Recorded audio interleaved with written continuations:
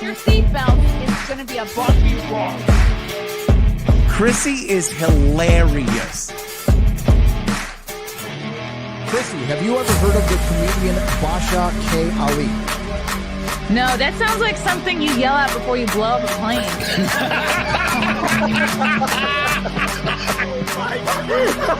Basha K. Ali! 30 seconds remaining. But you know what, good thing to say, I doubt it will stand up to public. I haven't been disrespectful to you at all. I was very confused by the title, Everything Everywhere All at Once, because that's also what we call it when Ash takes off his shirt.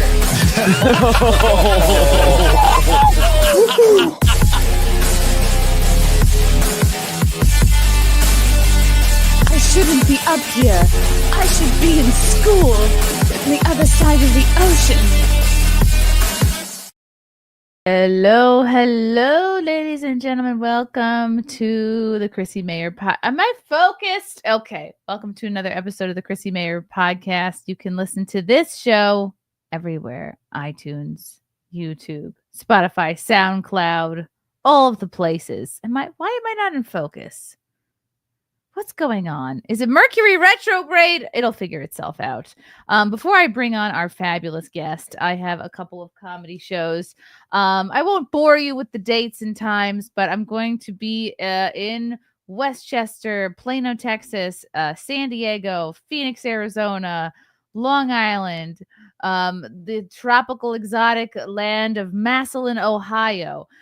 So for tickets and dates, go to chrissiemayr.com, please, and thank you. Without further ado, our guest today, I can't believe that she was on the show 4 years ago. I don't know how the time is flying. I can't believe it was 4 years. But she's back again today. She is an author, an RT contributor. She was a former Senate aide. She also has a book out that you can get from Amazon called Left Out When the Truth Doesn't Fit In. Welcome back to the show, Tara Reade. Hello. Oh, thank you for having me. And I am such a fan of yours and love Stop comedy. it. Yeah. Well, you know, my brother, Colin Moulton, is a comedian and he travels like you do all over the country. And he even does cruise ships, but he did a show. Remember when Showtime had their specials? He did a Showtime special as well. Wow. Okay. Yeah, So he's way more successful than me. Those cruise gigs are no, sweet. He's not. The cruise gigs are a sweet gig, Tara. Like if you get in on that, you get free food. You can puke over the side of the boat all you want. Some of them have pools. I don't know. I've never been on a cruise. Yeah. The commercials look pretty cool. He only does the Royal Caribbean. Wow. Okay. Yeah. That sounds well, you know, fancy. He has 3 small children. I mean, well, actually 2 are teenagers. What am I saying? 1 is small. Teenagers are still small. They're mentally small. Yeah. So he kind of, it keeps him, you know, and he's based out of Savannah because he lived in LA and did the LA thing and just, you know, you can't live in California anymore. It's just crazy. So he lives in Savannah, Georgia. And then, you know, the East Coast is just much easier to get to for gigs, as you know. Yeah. Oh, wow. I'm amazed when I hear. I was just in LA for some reason. No, I went there to do Adam Carolla's show a couple months ago. God, the time is flying. And I did Jamie Kennedy's podcast. He still lives out there. People still live out there. Sam Tripoli, a few comedians, and some lingering showbiz people. But right. It's mostly kind of unlivable. Thanks, Gavin Newsom. More importantly is your story, Tara. You have been living in Russia under political asylum for over a year now? Well, I was in for, it's going to be 2 years in May that I will have been in political asylum. Wow. So 2 years in May. And I have to say, the Russian Federation has treated me so well. RT is amazing.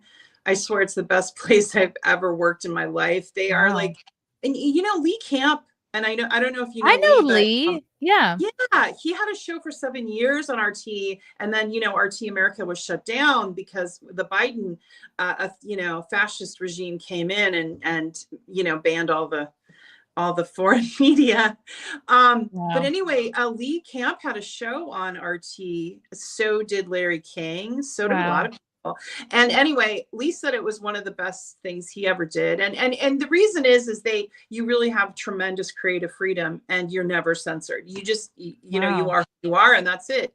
They don't tell you what to say. They don't try to message you. And Lee, you know, Lee Camp wouldn't put up with that, as you know, from Lee's work. So. I've known Lee for years. Mhm.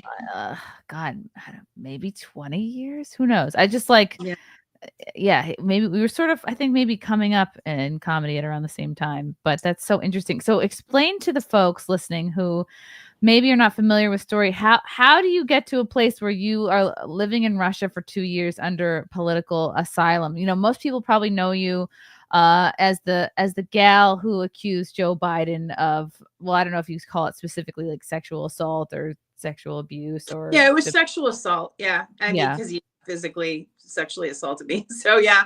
And sexual harassment. I accused him of both. I came forward in 2019.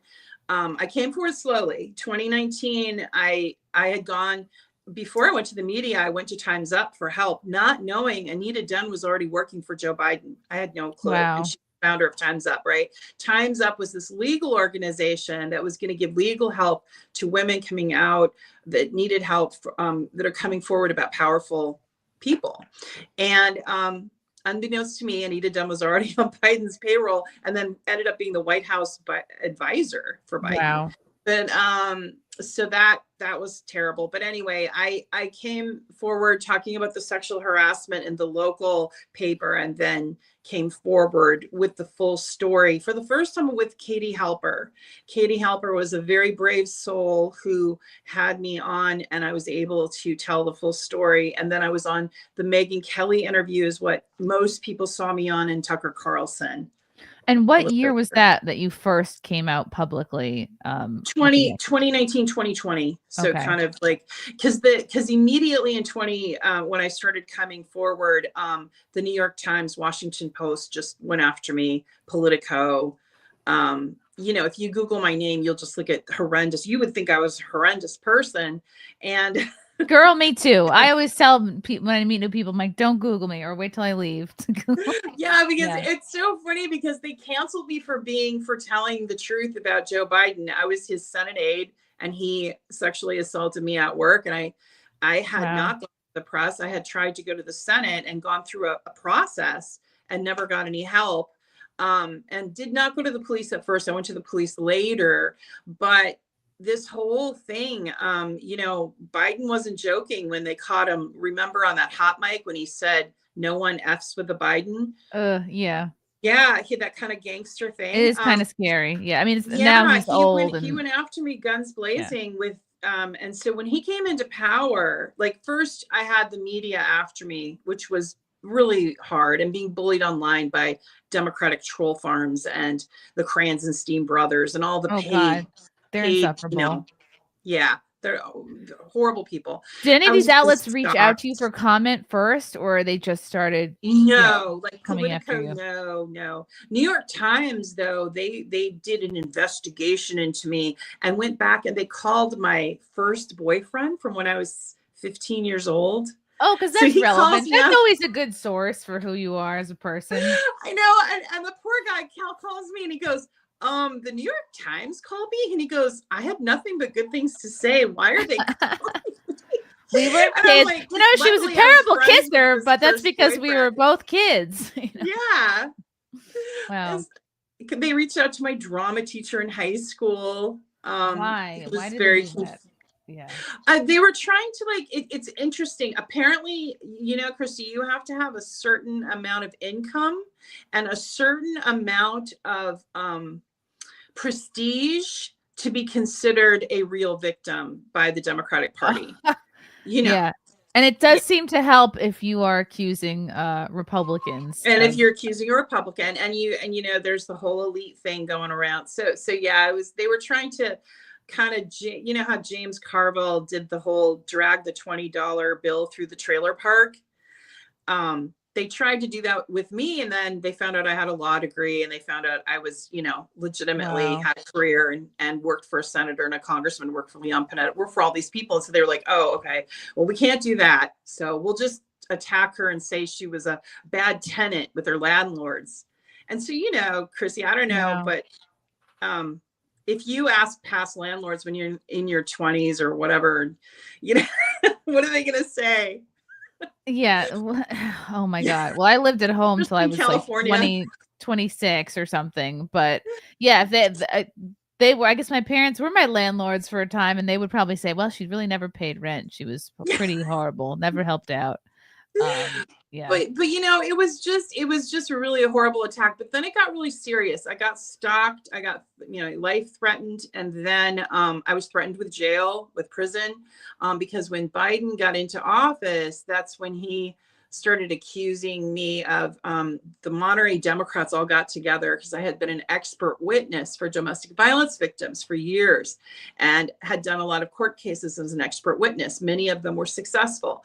And I was very well liked at the DA's office. They liked my expertise with domestic violence and sexual assault. Anyway, so they went back and reviewed all the cases and said I committed perjury and accused me of perjury and they were going to try to get me to go to prison for perjury.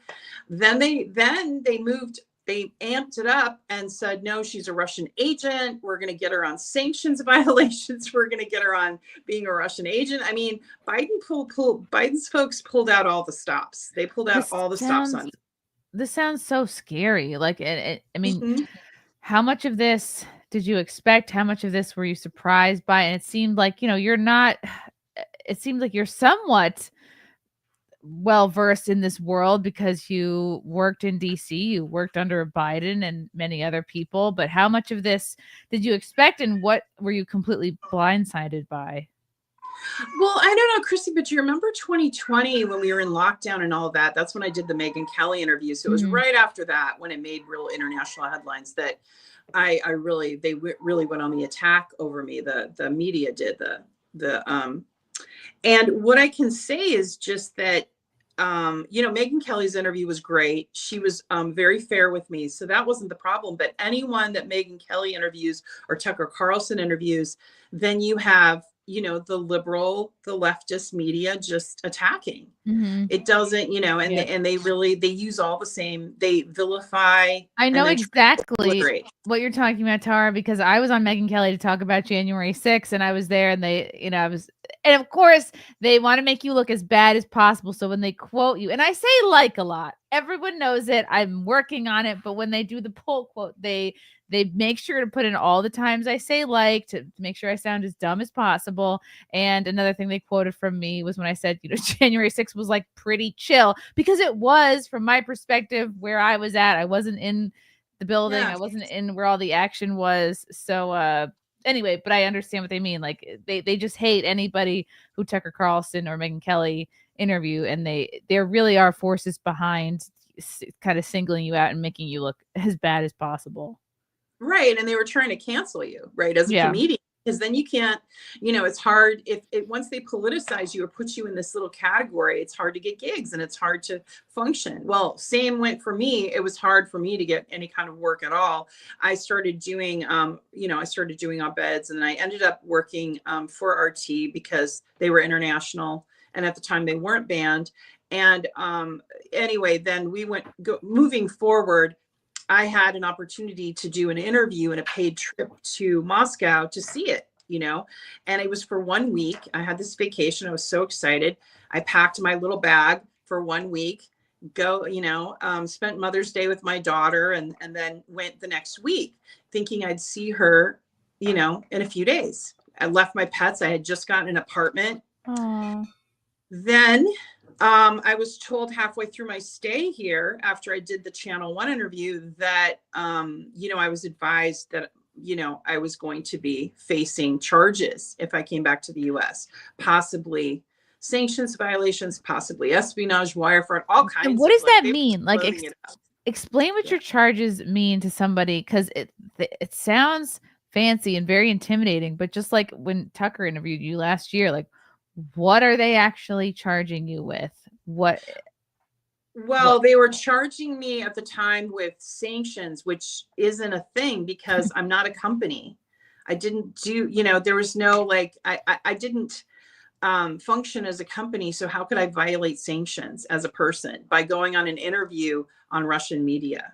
But because Channel One was sanctioned, they were saying that's how it be. They were like looking for something to hang the hook on. And then as far as wire fraud's like an email or like an interview or like anything they want to say that I am working for the Russian government in some way, or, and so that was their deal. So that's what they were trying to do. It was very scary. It got very serious. I mean, my horse almost got kidnapped. This was a thing. How do you my horse Charm? Horse? Someone brought a trailer to where I board him, and I was here in Moscow and tried to load him up and take him away. My daughter helped. We got the sheriff's department. Of course, my horse is safe. He's with family. He's fine. But, I had my life threatened. My daughter was threatened. Her house was almost broken into. It got really intense. And when I was in Russia, I have to say I've been safe while I'm here. And it's nice to not have to deal with it. I'm safe. I'm respected. I'm able to work. It's actually, the economy is really good here. Wow. Okay. And I know people Americans aren't really open to hearing it, but it's really sad how much, I didn't realize how much our government lied to us about Russia. I mean, they lied to us about Russia. Russia's beautiful. And it kind of reminds me of America in the 1980s. Oh, wow. That was really a great time for fashion, music. Not fashion and music. Well, kind of, but no, it's more fresh food. People are healthier. I bet anywhere is healthier than the US. Yeah, there's no crime. I mean, there is, but like every country has this thing, but not like the US. Like I can walk around at night in Moscow, in most cities here in Russia, and not worry. It's very kind of, it has a quiet hum, I say, to it. It's very efficient. The metro is beautiful. It looks like, in museums when you go to the different metros. This one has like a different theme. It's beautiful. And I mean, like every country has its pluses and minuses. I miss Mexican food. I miss burritos. I miss peanut butter. Russia doesn't make burritos? No, they really don't know how. I want to teach them, because if they had a taco truck, I'm telling you, everyone would come. Terrace tacos. No, but yeah, so I mean, but back to how I got here. So at that time I was talking to Maria Butina, because I had her on my show, because I had read this article, The Spy Who Wasn't. This American journalist wrote about how she was basically just set up, and she was just this young college person and she was like the first test case they did with this, with trying to, get people basically under this act of espionage. And they successfully put her in prison and had her in solitary. And poor girl, she survived it okay, but it was really traumatizing. She was in her 20s. And and I would really check out that article, but bless her heart, she didn't know me at all. She'd just been on the show, and we communicated. And then when she saw what happened to me here in Moscow, she said, here, my office, because she's now working for the State Duma, which is kind of like a congresswoman in the US. I'll show you the ropes of how to apply, because it's very complex, just like the US, very complex for immigration, to apply for asylum. And it's daunting paperwork, and it's in Russian. So she had, she just kind of put me in touch with people who knew how to deal with immigration and apply. So I applied for asylum, got it quickly. And because my case, they considered severe. And, the part that I'm leaving out is, I think one of the reasons why Biden's people escalated is Matt Gaetz and Marjorie Taylor Greene had wanted to have me testify in Congress about Biden. Wow. And I was going to testify and go to the Senate floor to demand my employment records, because I had filed a complaint against Biden that Biden has not released. He won't release it. Wow. And so, I think that's what that tipped it. Like, that's why they were so, and so, When was that going to happen? When were they thinking of having you on the Senate floor? It was going to be, I believe it was in the spring. So that's when they were doing that whistleblower committee, remember? Okay. Wow. Yeah. And which didn't even really go anywhere. So maybe, who knows what would have happened had I been able to, right? Yeah. Because none of those committees seem to be really doing anything as far as holding these people accountable, to be honest. I'm looking forward to them actually getting some work done on that. But so then I decided, after talking to some different people, to stay, and including Congressman Matt Gaetz. He mentioned he was worried. He thought my life was in danger. And look what just happened to Virginia Giuffre. Yeah. I mean, these people do not play. And he's right. He goes, I know how these people are. And I think you're safer where you are and out of their reach.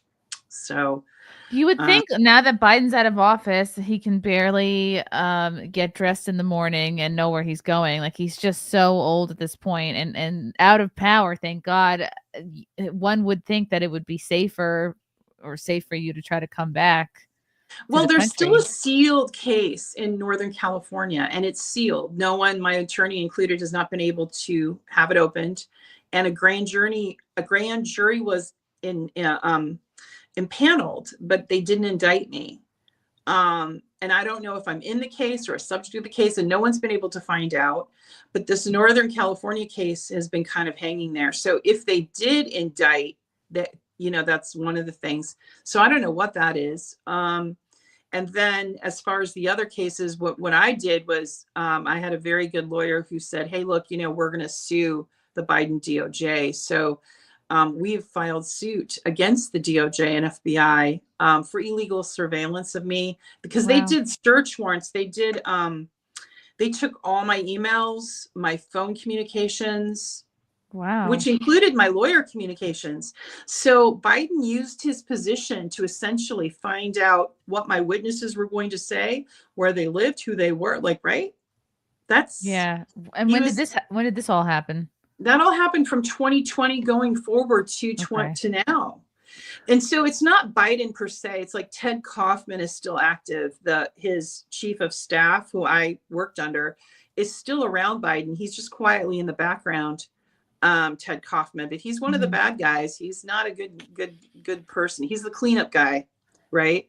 Right. You got Anita Dunn, you got Hillary Rosen, you've got these people behind the scenes that are trying to keep the legacy and keep the Democrat legacy, in good standing. Which is crazy, because they should be. See Ronan Farrow like going after. He just went after another woman who accused Biden of groping her back in the 70s and or 80s or whatever. And he did a whole podcast just trashing this woman, and even trashed me. But my lawyer sent him a demand letter and said, you're going to take her out of the podcast. Whoa. Ronan Farrow can just, he can step off like that. I just think that's the lowest of the low. When you have the responsibility of, you've been given a Pulitzer Prize, you've been considered the MeToo reporter, and then you go around and you attack victims because it's with the wrong political party. It's just, it's evil. It's really evil.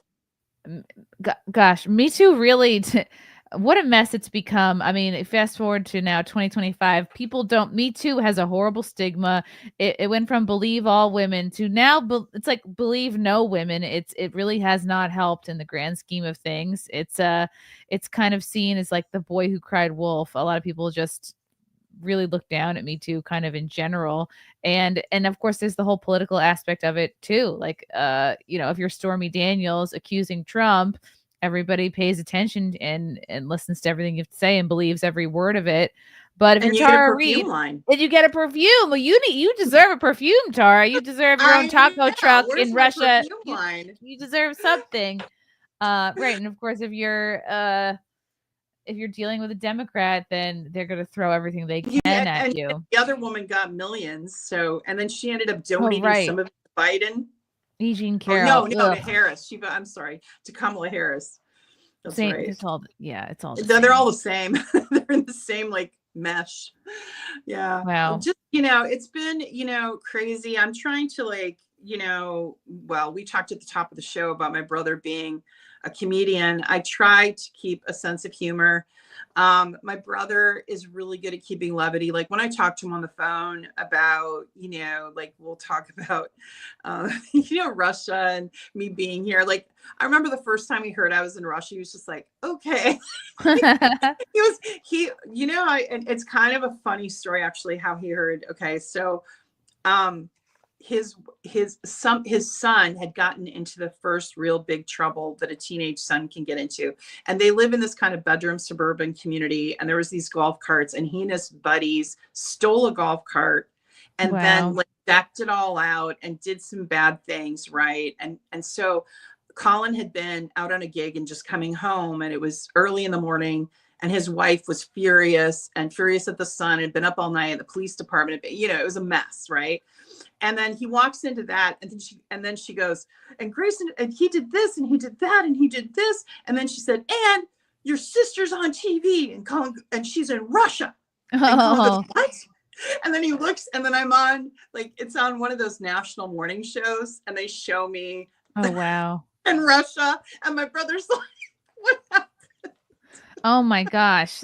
The worst thing I probably ever did as a teenager was like a few of us in college tipped over a porta potty in the middle of the night. Oh. Hopefully there was nobody in it, but I guess I'll never know. Wow. I just can't. Yeah, I knew that Russia was not such a bad place when I just how much they talked about Trump and like that he was like a Putin stooge or all the things they said, and the whole Russiagate thing. That was the first time I realized, like, okay, the amount of propaganda, the amount of just garbage out there to kind of demonize Putin and the whole country. It's just you get older and you figure out the tricks that they use to make everybody else look like the bad guy, I guess. Well, yeah, they're not very creative. They're using the same playbook over and over. It's demonize, villainize, marginalize, cancel, move, and then on to the next one. And you were saying, I was watching your episode with Tucker Carlson. It was about last year, and there was a moment where you were like, "Yeah, I'm actually going to miss my daughter's wedding because I have to be in Russia." Have you? I've missed a lot. I missed her graduation because she got her master's degree. I've been missing a lot, but I'm going to be seeing her soon. My paperwork is going to be, we're working on my paperwork here so that I can be safe, hopefully soon to travel. So I'm looking forward to having that freedom again.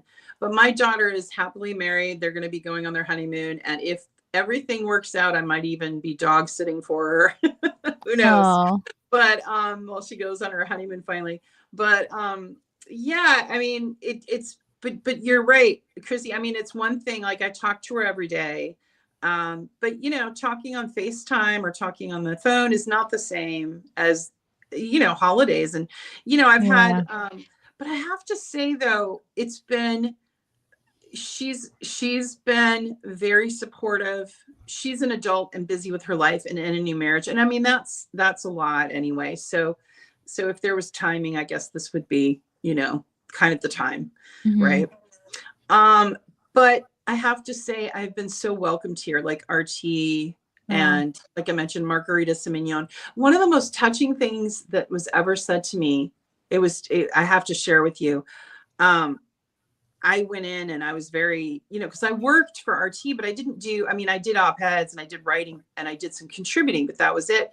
And they hired me full time at, and gave me medical insurance and everything. I mean, because that comes with the job. And I said, thank you to the management there. And Margarita said, we will never leave you. Wow. So that was really touching. We will never leave you. Yeah, you have it pretty good over there. They're taking care of you. Are you looking to move back to the US? In a couple of years? I'm probably not going to. I'll visit, but I got really traumatized. I don't feel safe. Wow. I mean, Trump is president now, and that's an improvement in some ways, and I see him fighting the deep state every day, trying to get his agenda through. But like you have for instance, you have like Kennedy, Senator Kennedy, not RFK, but the Republican guy, the Republican kind of like Lindsey Graham, who's all about Ukraine, telling Russia that they're going to be fish food and stuff like that. I mean, you have these neocons still that Trump is having to get past, like that made a lot of money from wars. And I think he's trying to get them to see that you can economically get a country in a better shape by not having a war. Without war, yeah. He seems to be the only one that is not obsessed with keeping war going. You got Tulsi Gabbard. I met her. She seems sincere. She's trying. Yeah. You know? Wow.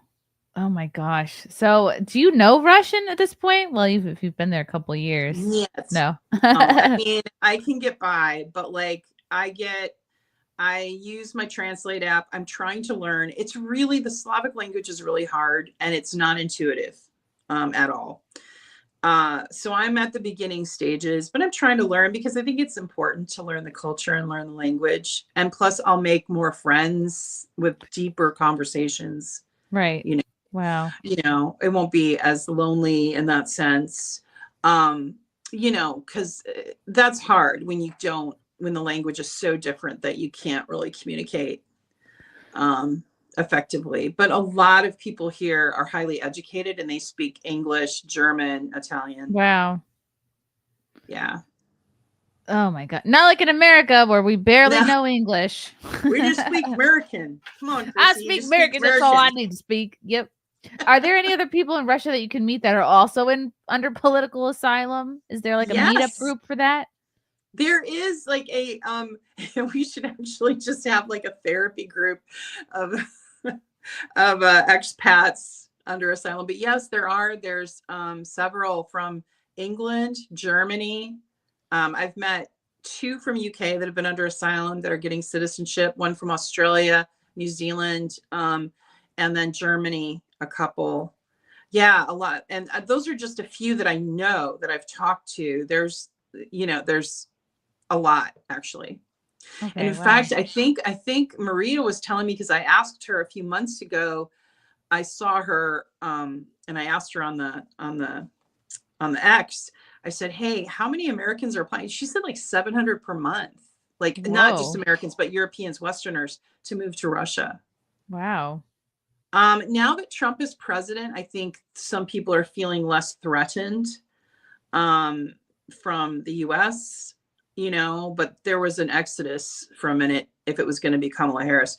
And I just hope, you know, I think people come here for different reasons to Russia. Some it's for shared values because they feel really disconnected from the US. You know, the political parties have just really disconnected them. And a lot of it is economic. And here, the economy is really good. And that's what I meant about the 80s. It feels like you can pay your rent on your flat. You can afford medical. Like, for instance, I hurt my knee. I had to go to the doctor. I had to do a bunch of things. It was at the end of it was less than $100. Whoa. Most of it was free. Wow. And that's without insurance. And then when I had insurance, now when I have insurance, it's even less. Like food is about a third of what it costs in the US. Wow. I can go out to eat for dinner to nice restaurants and really not be that impacted. They have really reasonable restaurants here that are really, you know, there's Michelin star restaurants here. There's some really good chefs from France, Italy, Russian. And then you have, you know, because Moscow is a pretty bustling city, and I've been able to travel in Russia to St. Petersburg, to Sochi, and then across the country, which is a 9-hour flight, to Vladivostok. Wow. And so people will say, oh, well, you just see Moscow, you don't see, but I've seen outside, I've seen villages, and people are living really well here. And there's a lot of building and a lot of economic activity. Wow. That's really, you know, maybe I'll put it on my vacation list. I'll come visit you, Tara. You should. It's so beautiful. It's like, and the people are really, and you know, what's really weird is we're so hostile in America about Russia. It's the hostility and the rhetoric from the leadership in America is so, that way about Russia. But when you come to Russia, they're so welcoming. Wow. And they're not like that at all. They're really curious about the U.S. And I have my cat with me from California, Ben. I got him here. Oh, and wow. Ben's under asylum as well. How did you get Ben there? What did he have to fly underneath the plane? It was tricky, but he made it. He's here. And so Ben, it's all under wraps, Chrissy. I'll tell you someday. And Ben's not a spy. He's not a spy yet. But we go for walks in this local park. And this Russian girl came up to me because I walk him on a leash. And I used to walk him in California. But anyway, he's very good on a leash, and he loves people and he loves dogs. And this Russian girl walked up to me and she said, "So do Americans walk their cats? Is this something?" Some do. Yeah. Yeah. And I'm like, no, yeah. No, so we're setting trends. Wow, I love that. Lake here says, "Well done for covering the Tara Reade issue, Chrissy. Thank you." I like this comment from Anthony. The hostility towards Russia goes back to the 70s when they were the Soviet Union. Oh. Yeah. But still, that was a long time ago. It was 50 years ago. Yeah. Yeah. The Cold War's over. Russia just wants to be a partner with us economically. And if there's competition, make it economic competition, make it healthy. Yeah. And then that makes everyone innovate more. Right. Yeah, definitely. Wow. Yeah. I think the only disparaging talk about Russia is coming from Democrats. I can't think of another. Well, they want that war machine fed. They want that money to go there. And, anyone speaking out against that narrative is going to be, singled out. So I was on two fronts. I had already been a geopolitical analyst and had talked about in an interview that if Biden became president, besides my personal animosity and horrible situation with Biden, besides that, I said, if he becomes president, he'll take us to war with Russia. And I said this in 2018. Wow. And you were right. Yeah. I was right. Yeah. Or actually it was 2019. I'm sorry. Because it was when I was first coming forward. And, in 2018, I had written some blogs about, I saw the anti-Russia, the Russophobia, and I was pushing back on it a bit. And, I have never really understood it. Except that it's a convenient enemy to gather money for the military industrial complex. And so that's what they did. But the enemies that have been, for their political enemies, they considered me a political enemy, right? They really go after you. And I was thinking, I wanted to mention a very brave soul who even did a nonprofit, and that was Virginia Giuffre, who came out about her being, raped and sex trafficked by these elites through Epstein, including by Prince Andrew. And then she committed suicide. And now today I saw an article in the Sun where the father has now come forward and said he has doubts because she didn't seem suicidal. Her lawyers come forward, one of her lawyers, and said, no, she was talking about her house renovation and looking forward to the future. So they're investigating, and now the family's trying to demand an investigation. But what are your thoughts? I mean, oh yeah, there's no way it was a suicide. It's just she had a post going around. A lot of people were sharing it recently saying, if I'm not suicidal, if something ever happens to me, please recirculate this. And so it was. And here's this just 11 hours ago. Epstein accuser Virginia Giuffre father doubts she died by suicide. 3 days after members of the Giuffre family shared only 41. That's so insane. 3 children. Wow. Yeah. Let's see. Her dad, Sky Roberts, called for an investigation from authorities. Roberts cited past social media posts from Giuffre saying she had no suicidal ideations, telling TMZ in an article published, just April 28th, that police should look further into the matter. Likewise, Giuffre's lawyer said she has big question marks about the Speak Out Act Reclaim SOAR founder's death. But I got the phone call. I was like, are you joking? Carrie Loudon told The Sun in an interview published April 28th, because there's no sign that this was something she was considering. Loudon argued that while Giuffre was in a lot of pain in the recent stages of her life, she had been looking forward to things in the future. The attorney added, there's suicide and then there's misadventure. Giuffre died in near Gabby, a farming area in Western Australia, according to a family statement obtained by NBC News on April 25th. She lost her life to suicide after being a lifelong victim of sexual abuse and sex trafficking. The statement read, Virginia was a fierce warrior in the fight against sexual abuse and sexual trafficking. She was the light that lifted so many survivors. It's interesting that her dad is speaking out, because after reading this, I thought, oh, maybe her family just wants to be left alone.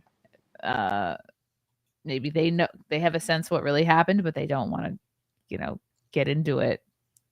Yeah, but like either way, like let's say it was actually suicide and not, a homicide. I mean, she was driven to it by the monsters. I mean, they're just like, you know what I'm saying? They, one way or another, I mean, it was pretty brutal what happened to her over a period of years. And then of course they hunted her, because that's what they do. And that's what they did to me. They hunt, and it's interesting, around the time that I came, in fact, Matt Gaetz had relifted my tweet around the time that I was supposed to testify in Congress. As soon as Matt Gaetz was on some shows and talked about having me, I started getting messages. Are you suicidal yet? Are you suicidal yet? We're coming, we're coming for you. Like, all these. You're getting, what kind of message? Where are you getting these messages?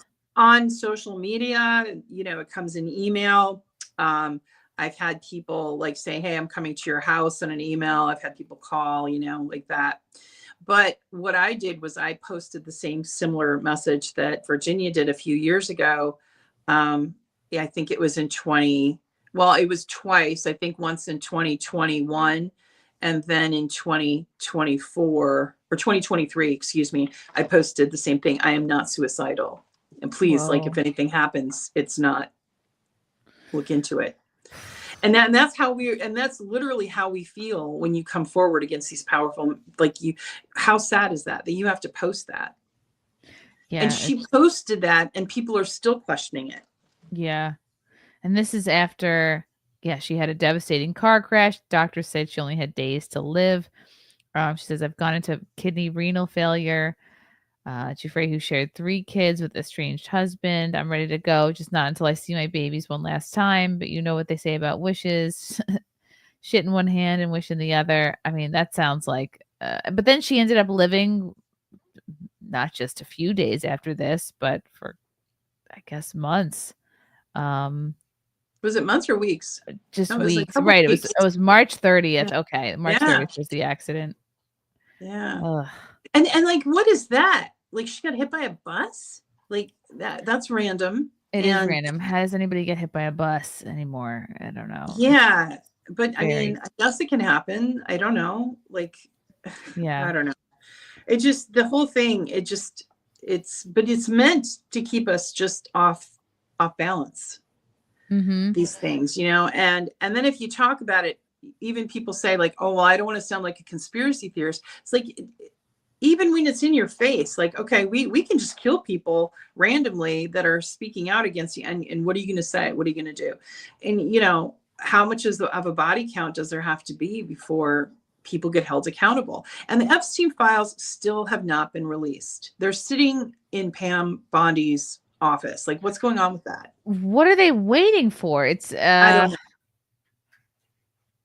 It's really, I don't know. I'm so black-pilled on that. I don't think they'll ever come out. I think the people that are named there are probably still very prominent and working and very much in politics, entertainment. Like they're probably not ready to step out of the limelight or go into hiding. So it's just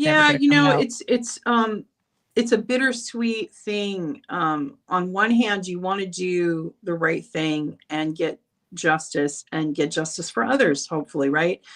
But the price that one has to pay now to do so, and there's no help really. There's no infrastructure to help whistleblowers be safe. And I mean, like, from just being with the January 6th and the way how hard they went after you just to try to cancel you. And Isn't people that who odd? don't, it's mostly like people who don't really know anything about what happened Yeah. that day. It's just they get wrapped up in a mob mentality, and they feel like I'm a Democrat, I'm a liberal, I need to be on this side, which means I need to be very critical of anybody who was there that day without knowing what happened. It's just, which team are you Yeah, and on? I think Tucker, I really appreciated seeing Tucker's release of those Oh videotapes yeah. showing the balance of what it was really like. Yeah, he did a They lot. were opening the doors, things were calm, people were orderly walking through at some points. It was like a field trip. Yeah, there were old ladies in there. There were it was like kids, families, dogs in costume, people in costume. It was like parts of it were pretty fun. There were food trucks. People don't talk about the food There nearly was enough. trucks. I don't remember that part. Okay. But Okay.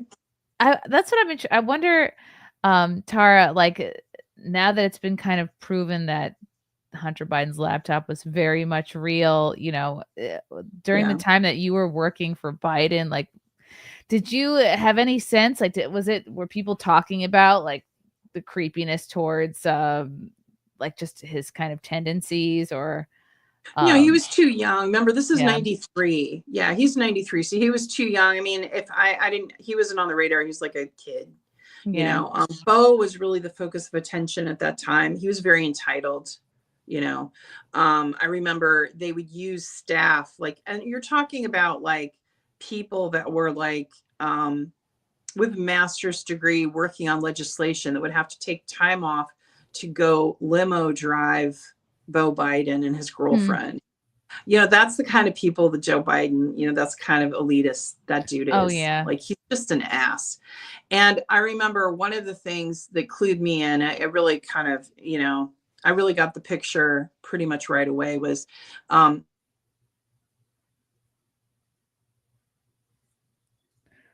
Oh, are you frozen? Oh no, Tara's frozen. Let's try refreshing. Remove. Come back. Oh no! Ah, what a cliffhanger! She's frozen. Maybe she'll leave and come back. All right. My God, I feel like she was just about to make a point. From James Shart, off topic, but USPS sent an email this morning saying they would return the package I sent back if you don't pick it up. Okay, I'll have to go to my P.O. box today. Thank you, James.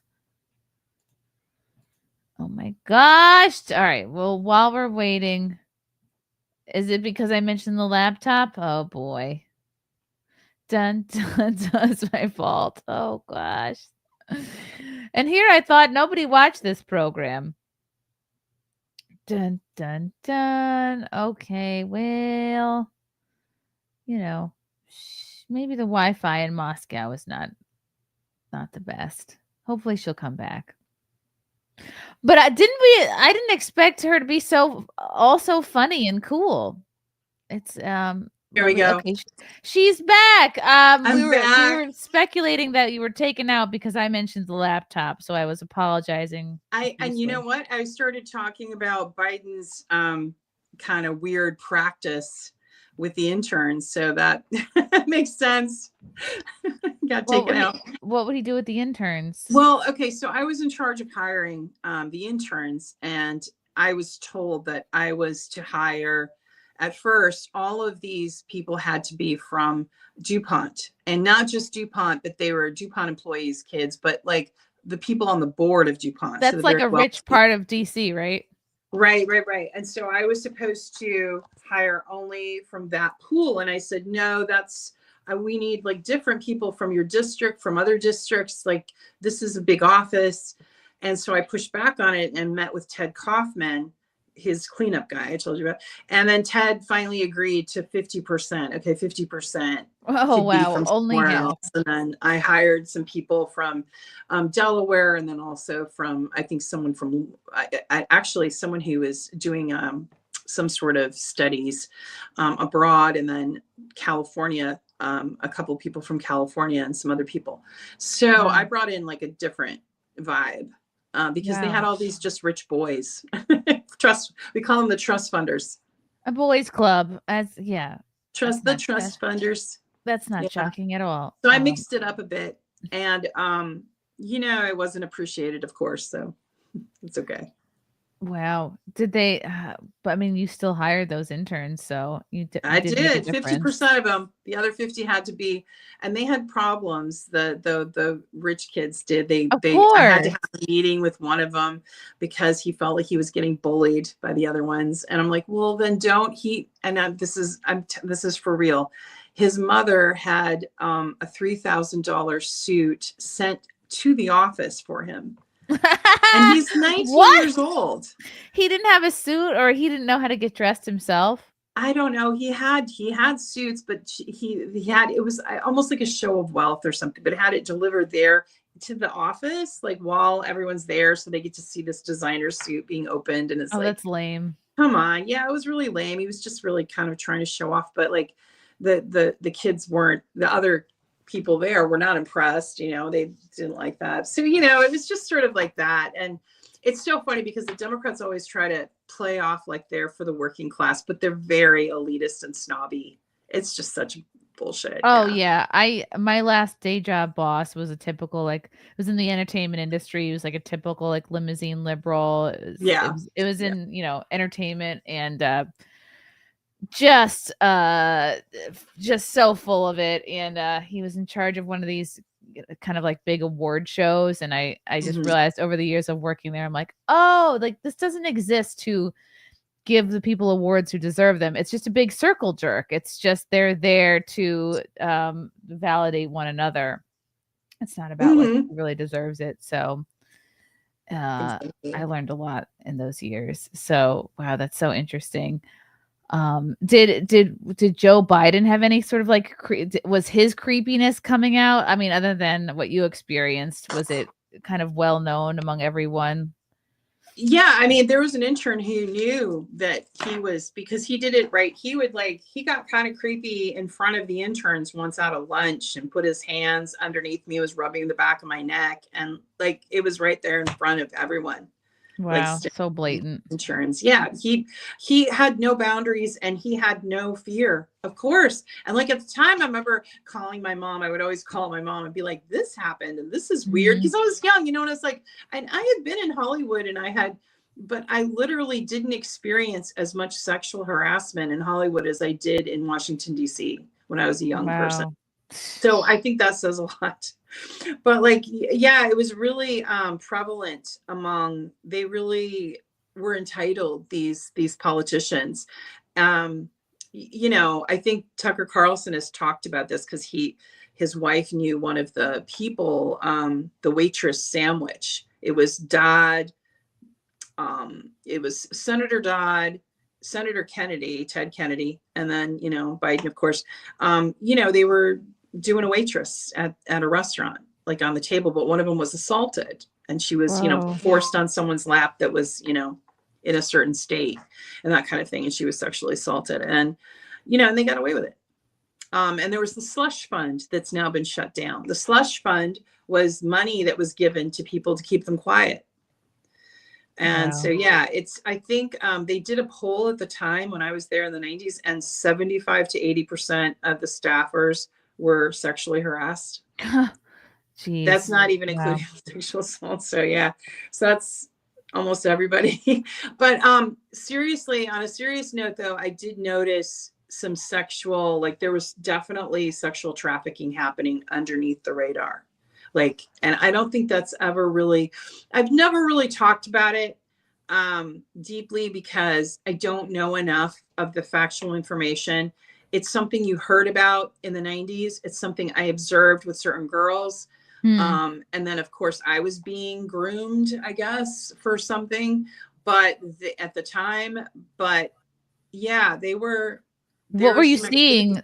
What were you seeing that or hearing that made you feel like there was trafficking going on? Well, one big one. Well, it was just the way, and you didn't call it that back then. It was like girls that would be hired and sent to a party, and senators to please them. Yeah, or just for go to a party. go to their hotel or go to a party. Yeah, or to go to their fundraisers and serve drinks in short dresses. Like I was being asked to do that for Biden. I was supposed to wear like an outfit and go to this place for a fundraiser because he liked my legs. You know, I was in my 20s, so whatever. And that's what he said. He said he liked my legs and that's why he wanted me there. And then when I protested, I was told, you know, by my supervisor, she said, you should feel lucky he pays attention to you. Wow. You're like, I'm going to wear pants until the day I leave here. No, you know, I didn't. As a matter of fact, I was really, I mean, you just wore dresses in the 90s. Yeah. To Capitol. You remember the kind of look that there was. It was like suit dresses and. Oh, yeah. You weren't going to be, you know, caught in a pantsuit. Yeah. Calvin Klein and, you know, that kind of look. It was all like skirts and, you know, and then cute tops and whatever. But everything was very, and you even wore high heels back then, which, oh my God. Yeah.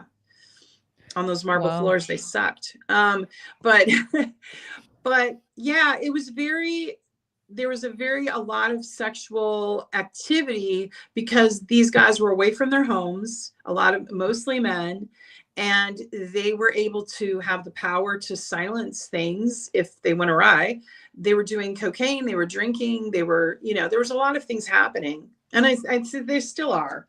So, you know, at least in the Biden administration, you saw that tape that came out, that horrible tape of that guy engaging in sexual activity in one of the rooms. Oh my gosh, right. Who was that? I forget. He was just getting bent over in like the Senate chambers or something. Horrible, yeah. But see, that's their sexual fantasies. They like to get, you know, the pages, the interns, the stuff. And so you know, so I think that the Epstein files is going to reveal a lot of this corruption in another kind of circle of people. But kind of the same people because they get bored. They have power, they have money, and it's like, what else? And they get away with everything. So they need more dopamine. Like, okay, what else can we do? Let's up the ante. And that's why you're hearing. Yeah, I think there's some horrific things that happen on Epstein Island that we don't even know about yet that we'll find out probably if they ever release those files. But yeah. Oh, somebody was comparing it to, I think there was like a scene in Pinocchio where they talk about it. Like, I think it was like, oh, we're going to Pleasure Island. And like these little boys, they don't come back from there. I don't know. There's just these rumors. I'm into conspiracy theories clearly. And, you know, just rumors that there was organ harvesting going on and that these kids would be used for any horrible thing you could think of. And yeah. Well, and there's been a big focus on longevity and youth and trying to chase that. And there's been really dark kind of rumors about how that was done. And, you know, at first you think they're dark rumors, but then when you're talking to some people that are, and, you know, because you're an entertainer, that are pretty in those elite circles and they're validating what those are like, but tentatively validating, but saying, yeah, you know, there's some creepy stuff happening. It's really, you know, I feel like 20 years from now, we're going to know the truth. But right now we're in this kind of blackout where we're not getting all the information. Yeah. Right now we have to just look at anybody who's not aging and be like, okay, noted. Yeah. Yeah, exactly. Right. So horrible. It's hard to even. But you know, I mean, we're in a different time now. I'm hoping that, you know, you have like more independent media, like your show, which I think people should support and subscribe to, and, you know, and support independent platforms that talk about these issues. You know, one of the stories that I don't tell very often, but it is in my book, if people want to read about it, is John McCain. He's not the hero that you think he is. And I knew a young woman who actually was not treated very well by him. And did she work for him? Young, like 22, 21 at the time. Wow. And she fell, but she was like consensual, totally enamored with him, thinking he was going to leave his wife. And I had to go pick her up late in the middle of the night on the side of the road. And she was crying and drunk and hysterical. And it ended her career. She was going to start a career in Washington. And he basically used her and discarded her for sex. And, you know, John McCain was known for that. He was a pig. And was he ever attractive? I can't even imagine him being good looking. He wasn't, but he had power. And okay, that'll do it. Yeah. But yeah, and and I didn't have interactions with him. I saw other people that did. He tended to like these little blonde women and petite, whatever. And yeah, he wasn't, maybe he had PTSD, maybe there's some excuse for his behavior, but I am so tired of people lionizing these men that were actually really crass and really crude.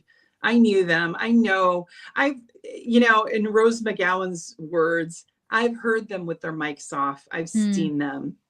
I know what they're doing. Yeah. Wow.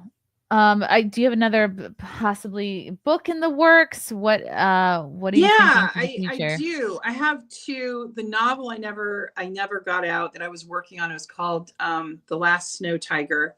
And it was ironically about a woman who flees America to go to Russia. And yeah, I wrote it before all this happened. So interestingly, the outline and all that. So I'm working on that. And then I'm working on the second part of the memoir, which goes into Russia and my impressions of it. Because it's been published in Russian, but it hasn't been published in English.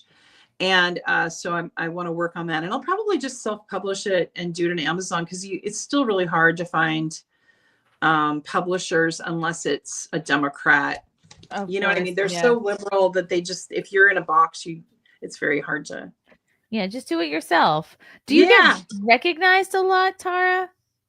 Here in Moscow, people from other countries, they recognize me and know who I am. Now I'm known as in the park as Ben's mom, the cat's mom. Yeah, just kidding. But who walks her cat. Yeah. Seriously though, in Moscow sometimes expats randomly will walk up and go, "You're Tara Reade," and I'm like, "Oh yes, okay." Like, who are you? And then at home, I don't know. I don't think so. I don't think as much. During 2020, of course, but now things are quieter, which is fine with me. I don't need that. So. No, you just need your cat and my garden, my horse. Yeah. Wow. You have such a great attitude, Tara, despite all this shit that's been thrown at you over the years and everything you've had to deal with. So it's just great to talk to you. Great to see that you're doing well and that Russia is kind of a cool place. It's amazing. I encourage people to visit, get a visa, come visit. Pretty soon, I think, the doors are going to be opened. What I would say is look at Moscow and try to take a trip up to St. Petersburg and to Sochi, see different cities. So you really get a flavor. And it's, and you can go to nature, you can go to Altai and go on horse camping. Lake Baikal is kind of mystical and kind of like artsy. And then, Kamchatka has like the bears and the trout fishing. Cool. That sounds fun. The people here are wonderful. The food's very international. You can get any kind of food you want except burritos. They just haven't figured out Mexican food yet, but we just need a good Mexican chef to get here. But they have like everything else. The food's organic. They've outlawed pesticides, a lot of pesticides and chemicals, and there's no hormones in the meat. So wow, must be nice. We don't know. Yeah. And you can get, like, for instance, I don't have a car anymore. I don't have a car here and I don't need one. I can walk. It's a very walkable city, but besides walking, there's they have this metro, which is so cheap. For basically less than $5, you can go across Moscow. It's like the tube or like, in London or like the metro in Paris, but without the rats and without the crime. It's very beautiful. That's great. They have really cool museums, a lot of art history, a lot of culture. It's very European. That's what I would say. In that way, I almost have a sense of Italy, because if you've ever been to Florence or those places in northern Italy, it kind of reminds me a little bit of Italy. Wow, that sounds beautiful. People, a lot of gelato, people eating outside. Yeah. How nice. Where can people follow you besides on X at Reade Alexandra and on TikTok at Tara Reade? That's pretty much it. I'm trying to get on Instagram a little, and that's the Tara Reade. But I'm not on there too much because Zuckerberg called me election interference, so I'm not on Facebook at all. Yeah. Yeah. So I'm pretty much on X. I'm on YouTube. You can find my YouTube channel, and you can see a lot of my interviews if you just look at Tara Reade and check out my YouTube. Awesome. Wow. Thank you so much for the chat. Glad to see you're doing well. We'll have to check in a few months or so, or when things calm down with your legal situation. But I just wish you all the best and thank you for chatting with us today. Well, thank you for chatting with me. And you know what? I look forward to seeing one of your shows in person. Oh, and, maybe I'll come to Russia. They even have English speaking comedy acts here. So sometimes, so bring your act over to Moscow. Oh my gosh, that would be nuts. I'll think about That'd be it. Cool. Cool. And thank you to the chat for your comments and questions. And we'll see everybody next time. Bye.